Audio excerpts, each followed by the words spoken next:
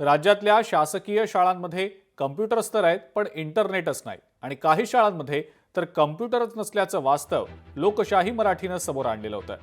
याबाबत बोलताना शालेय शिक्षण मंत्री दादा भुसे यांनी लवकरच निर्णय घेणार असल्याचं सांगत लोकशाही मराठीच्या या मोहिमेची दखल घेतली आहे। लोकशाही मराठीने आता एक कॅम्पेन केला ज्यामध्ये काही शाळांमध्ये कम्प्युटर्स आहेत, काही शाळांमध्ये कम्प्युटर्स नाहीत। ज्या शाळेमध्ये कम्प्युटर आहेत ते भूलकात पडलेले आहेत अशी परिस्थिती आहे, तर काही शाळांना कम्प्युटरच मिळाला नाही। या संदर्भात काही निर्णय घेणार?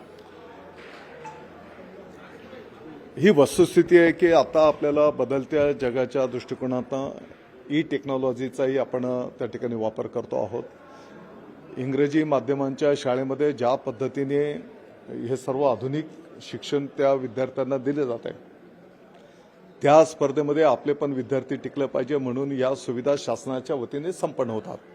आणि आपली जी काही माहिती आहे त्याप्रमाणे असं जर असेल तर त्याची निश्चितपणे तपासणी आम्ही करू आणि येणाऱ्या काळामध्ये त्या शाळेंच्या भौतिक विकासाच्या दृष्टिकोनातून एक अजेंडा आम्ही तयार करतो आहोत। लोकशाही मराठी ऐका, पहा, जागरूक रहा।